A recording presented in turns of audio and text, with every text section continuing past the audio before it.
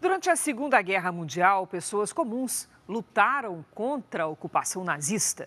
Um desses movimentos aconteceu na capital da Polônia. Por 2 meses, 11 mil voluntários resistiram à ofensiva do exército alemão.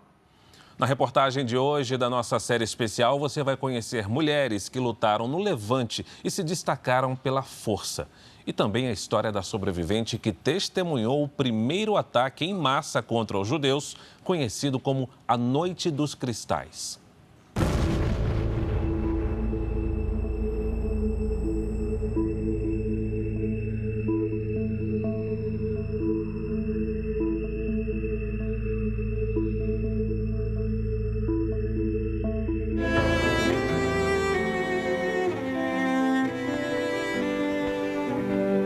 Sou sobrevivente do Holocausto, o que eu me orgulho muito e quero transmitir para todo mundo nunca esquecer os horrores do Holocausto.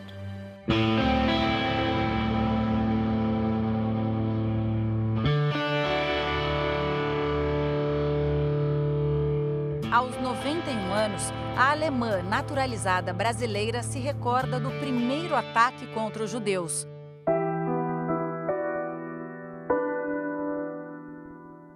Antes da guerra começar, o regime nazista incendiou sinagogas, destruiu lojas e casas da comunidade judaica, que também foram saqueadas pelas tropas alemãs.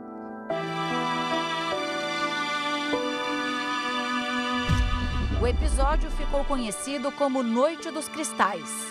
Nos acordamos de noite, um barulho tremendo, a gente não sabia o que acontecia. No dia seguinte, a gente viu todo o drama, né? Era aí o destroço das vidraças, do fogo apagado. Margot tinha apenas 6 anos. A perseguição aos judeus aumentou com a ascensão de Hitler ao poder, que decretou as primeiras leis antissemitas. Os judeus não podiam mais receber aposentadoria, os advogados não podiam advogar, os médicos não podiam clinicar, um judeu não podia ter funcionário não judeu. Quem tinha empresa começou a perder as empresas para os alemães.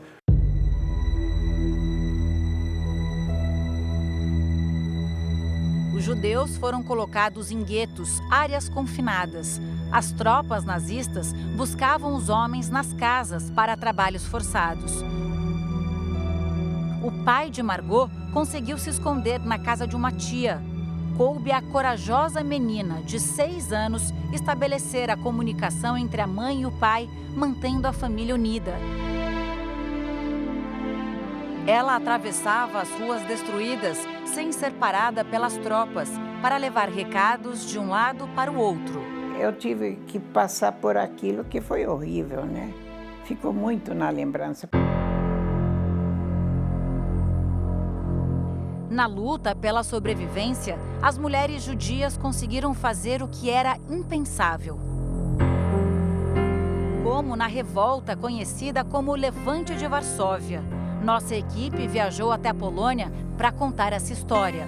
O Levante de Varsóvia durou 63 dias. Foi uma luta armada por parte dos poloneses para tentar retomar o controle da capital e expulsar os alemães. 11 mil voluntários, que têm os nomes gravados aqui nesse mural, participaram da resistência polonesa. Pelo menos 150 mil pessoas morreram no conflito.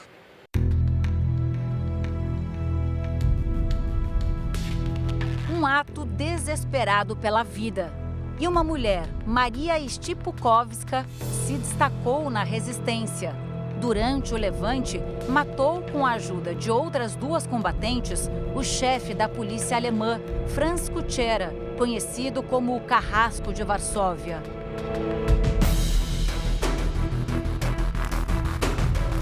A operação foi considerada a mais bem-sucedida contra um oficial de alta patente do nazismo.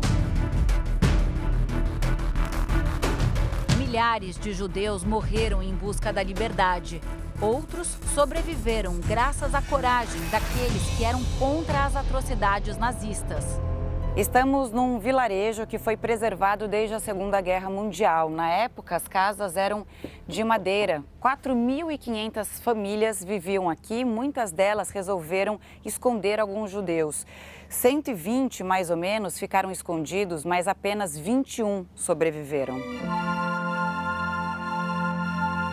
Os moradores desta casa esconderam 7 judeus, da mesma família, por mais de 2 anos. Os poloneses se arriscavam muito para ajudar quem precisava. O esconderijo dessa família judia ficava no 2º andar, no sótão.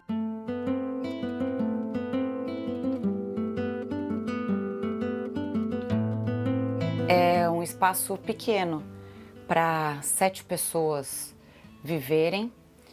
Eles dormiam juntos aqui nesse almofada, esse colchão improvisado. E assim, ao entrar, eu já senti muito calor. Hoje faz bastante calor aqui e, segundo relatos, o frio era tão intenso quanto o calor. Então, eles ficavam submetidos a frio, calor e pouco deixavam o esconderijo. Por aqui, todos escaparam com vida quando a guerra acabou. Estima-se que pelo menos 40.000 judeus se salvaram na Polônia por causa de pessoas como estas, que arriscaram a própria vida para ajudar. Muitas foram mortas, acusadas de trair os ideais nazistas. Margot e os pais também tiveram sorte.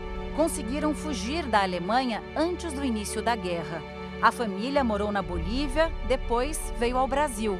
Por aqui, Margot casou, teve filhos e netos. E dessa história toda só restam lembranças, né? Umas boas e outras... Outras tétricas. Você faz o possível de esquecer as ruins, mas a gente tem que lembrar agora que a história do Holocausto não pode acabar. As futuras gerações têm que se prevenir com isso e têm que fazer tudo possível. Porque não pode acontecer outra coisa dessas.